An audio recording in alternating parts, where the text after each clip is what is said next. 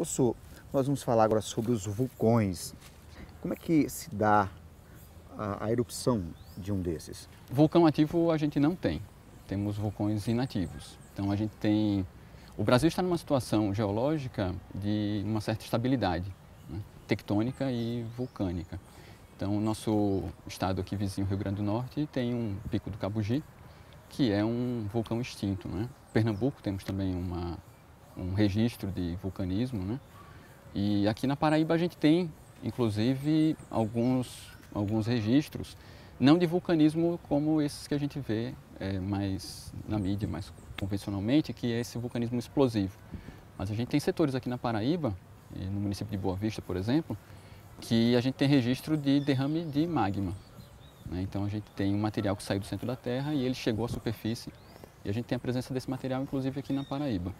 Então o Brasil, ele, por estar no centro, quase no centro de uma placa tectônica, a gente tem esse privilégio de ter uma estabilidade geológica muito confortável, comparado com alguns outros setores aí da Terra. Professor, quando a gente adentra ao interior da Terra, vamos dizer assim, se encontram muitos tipos de rocha e também de minérios, o que faz da Terra uma diversidade de rochas, de materiais. Temos. Essas rochas em estado sólido, elas se encontram praticamente nessa camada superficial, que eu falei anteriormente, e se a gente se aprofunda demais, a temperatura aumenta muito e essas rochas elas vão se derretendo.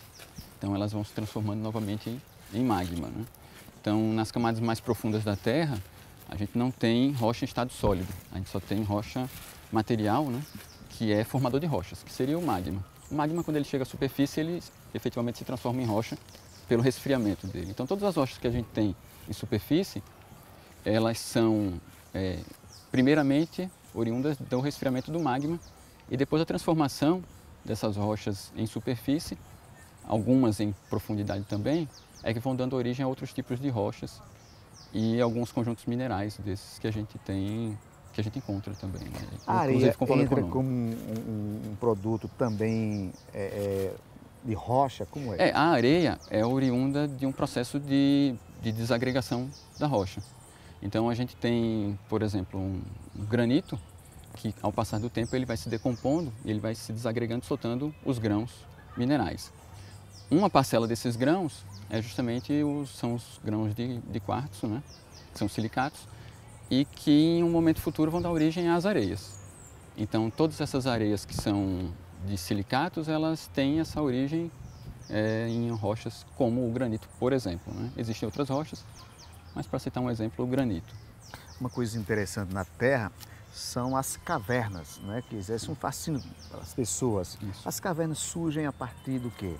A gente tem a maior parte das cavernas que a gente costuma trabalhar são de material derivado do calcário. Então são terrenos calcários e é um material, é um tipo de rocha que ele é solúvel em água.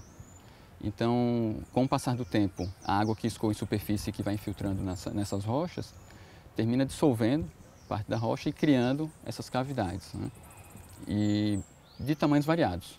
Elas têm cavernas que são de dezenas, centenas de metros de diâmetro, inclusive. Existem cavernas em outros materiais também, como o arenito e em mármore, mas são um pouco mais raras, né? As mais convencionais são em terrenos de calcário. Agora, no interior da Terra é possível, e isso existe a questão da vida, né, de seres vivos. Existe, mas com restrições. Então, se a gente se aprofunda demais, a gente já perde a possibilidade de encontrar vida, por conta principalmente da elevação da temperatura. Então, a gente vai ter condições que são muito, vamos dizer assim, agressivas à formação e à manutenção, à permanência de seres vivos. Então, a gente pode dizer que a gente tem uma camada um pouco superficial que a gente vai encontrando vida no fundo dos oceanos, né? A gente encontra também seres vivos em até profundidades, inclusive, bem significativas.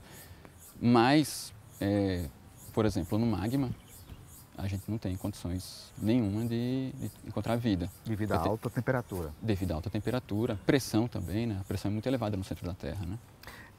Professor, o cinema americano produziu um filme chamado A Viagem ao Centro da Terra. É um filme de ficção. Uhum. Há essa possibilidade de alguém ir até algum ponto da Terra? Ao centro da Terra pelo menos nas condições que a gente tem atuais e no futuro ainda, acho que eu diria até distante, é bem difícil, porque a temperatura é muito elevada. Então, nem os poços que a gente tem feitos hoje em alguns continentes, eles chegam nem próximo do centro da Terra. Eu diria até que estão bem distantes, né, do centro da Terra. Essas condições que a gente tem do núcleo são muito difíceis de serem vencidas. Inclusive, tem aquela questão que a gente brinca muito quando é criança, que a gente tem a percepção de cavar um buraco e chegar na China, né, por exemplo. É impraticável. Aquela brincadeira é impraticável, porque a gente teria que passar justamente pelo centro da Terra, pelo núcleo, e até em camadas até mais afastadas do núcleo a gente já não conseguiria terminar essa brincadeira. Professor, obrigado pela sua entrevista. Por nada, está à disposição para atender vocês. E depois do intervalo nós vamos falar sobre a coleta seletiva do lixo. O assunto a gente traz em 1 minuto.